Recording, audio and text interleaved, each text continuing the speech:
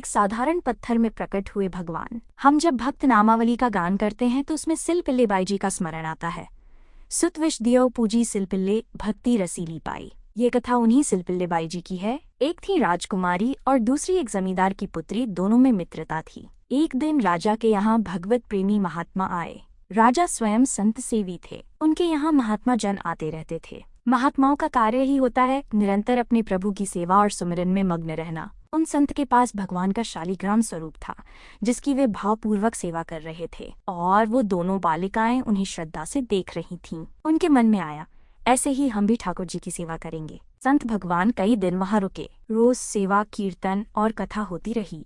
एक दिन उन दोनों सखियों ने मिलकर निश्चय किया कि संत भगवान से निवेदन करें, हमको भी ठाकुर जी दीजिए। दोनों ने संत के चरण पकड़कर प्रार्थना की, गुरुदेव, हमारे हृदय में भी ये इच्छा जागी है कि हमें ठाकुर जी की सेवा प्राप्त हो। अब दोनों बालिकाएं थीं। संत भगवान ने विचार किया, सेवा की पद्धति में बहुत सावधानी आवश्यक होती है। अभी ये बालिकाएं हैं, कहीं सेवा में कोई अपराध न हो जाए। उन संत भगवान ने दोनों बच्चियों से कहा, कल हम ठाकुर जी लाएंगे और तुम्हें दे देंगे। अगले दिन वे गांव में घूमे। पास ही गोल गोल से कुछ पत्थर मिले।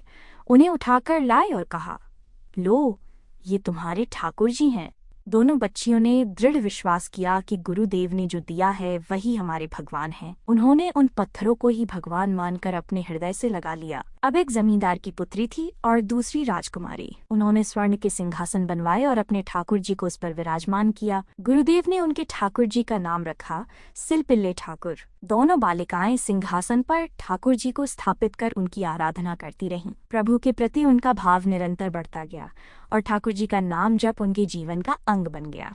गुरु प्रदत्त ठाकुर से विशेष चमत्कार प्रकट होते हैं यदि उनकी सेवा गुरु द्वारा बताए गए नियमों के अनुसार की जाए।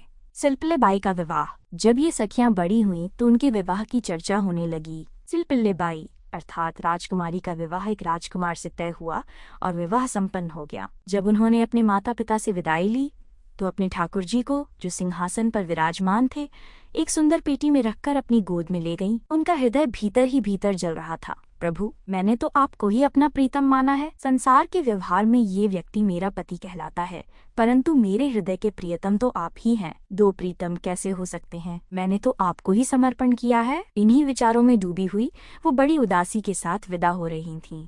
वे पालकी में बैठी थी। उनके साथ राजसैनिक चल रहे थे और राजकुमार घोड़े पर आगे आगे था।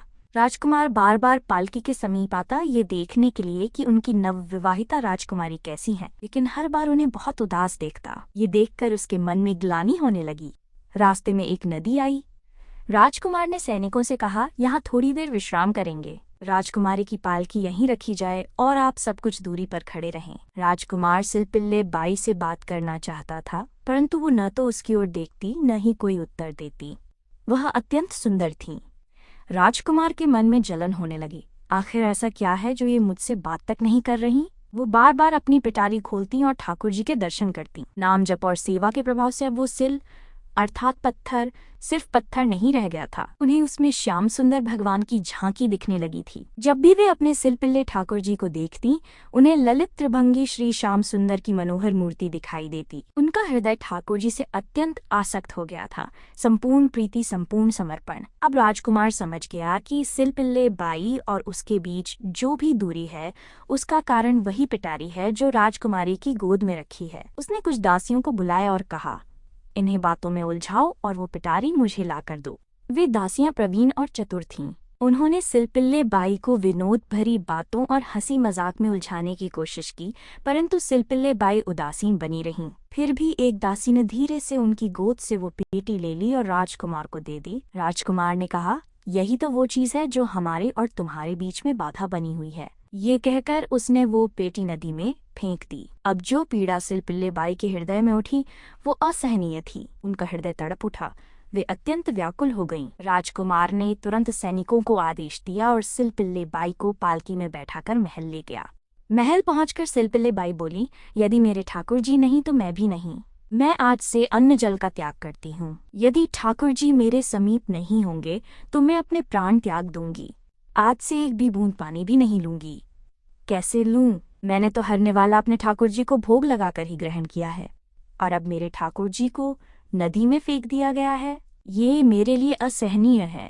अब राजकुमार भयभीत हो गया। पूरा महल इस विषाद से भर गया कि यदि नवीन राजकुमारी ने प्राण त्याग दिए तो लोक समाज क्या कहेगा। सब यही कहेंगे कि नई राजकुमारी ससुराल गई और वहां के लोगों ने ऐसा निर्दय व्यवहार किया कि उसने प्राण ही त्याग दिए। राजकुमार ग्लानि से भर गया। वो सिलपिल्ले बाई के सामने घुटनों पर आ गया और बोला, मैं आपको दुखी नहीं करना चाहता था, लेकिन मैं आपको छोड़ भी नहीं सकता। कृपया आप ही कोई उपाय बताइए जिससे आप मुस्कुरा दें, प्रसन्न हो जाएं। सिलपिल्ले बाई ने शांत किंतु दृढ़ स्वर में कहा, हम अपने ठाकुर जी के बिना जीवित नहीं रह सकते। यदि आप हमें जीवित देखना चाहते हैं तो हमारे ठाकुर जी को वापस ला कर दीजिए। अब ठाकुर जी को तो नदी में फेंक दिया गया था, वे कैसे वापस आ सकते थे। फिर भी राजकुमार अपने पारिवारिक जनों के साथ उस नदी के तट पर गया। वहां पहुंचकर उसने सिलपिल्ले बाई से कहा, तुम्हें ठाकुर जी से जितना प्रेम है, यदि सच में वैसा ही प्रेम ठाकुर जी को भी तुमसे है तो मुझे उसका प्रमाण दो। यदि वो प्रेम सच्चा है और तुम मुझे उसका प्रमाण दिखा दो तो मैं जीवन भर तुम्हारी आज्ञा में रहूंगा। सिलपिल्ले बाई ने शांत स्वर में कहा, अच्छा, तो तुम ये देखना चाहते हो कि मेरे ठाकुर जी मुझसे कितना प्रेम करते हैं। उसने अपने दोनों हाथ आकाश की ओर फैलाए और आर्त भाव से पुकार उठी, हे गोविंद, अब आपके बिना मैं जीवित नहीं रह सकती। यदि आप सचमुच मेरे प्रीतम हैं तो प्रकट होकर मुझे अपने दर्शन दीजिए। उसकी ये प्रार्थना हृदय की गहराई से निकली थी। उसके शब्दों में समर्पण था, वेदना थी और प्रगाढ़ प्रेम था। और तभी नदी के जल से एक दिव्य प्रकाश प्रकट हुआ। उस प्रकाश में सिंहासन सहित सिलपिल्ले ठाकुर जी प्रकट हुए और आकाश मार्ग से उड़ते हुए सीधे सिलपिल्ले बाई की छाती से आकर चिपक गए। ये चमत्कारी दृश्य देखकर सारा परिवार, राजकुमार और वहां उपस्थित सभी लोग स्तब्ध रह गए। राजकुमार की आंखों से आंसू बहने लगे। वो सिलपिल्ले बाई के चरणों में झुक गया और बोला, अब मुझे सब समझ आ गया। मैं जीवन भर आपकी आज्ञा में रहूंगा। जैसा आप कहेंगी वैसा ही करूंगा। मैंने आज सच्चा प्रेम और सच्चे प्रभु को देखा है। इस कहानी से हमारे लिए सीख, गुरु वाणी और गुरु द्वारा प्रदत्त उपासना पद्धति पर श्रद्धा और निष्ठा से चलने पर निश्चित रूप से सिद्धि प्राप्त होती है। हमें अपनी भागवतिक निष्ठा को इतना दृढ़ बनाना चाहिए कि जिस मंत्र, जिस उपासना और जिस ठाकुर जी को गुरुदेव ने हमें सौंपा है वही हमारे लिए पूर्ण सत्य हो। गुरु कृपा से प्राप्त वो ठाकुर ही हमारे आराध्य, हमारे प्राण और हमारे जीवन का आधार बन जाए। यही सच्ची भक्ति है।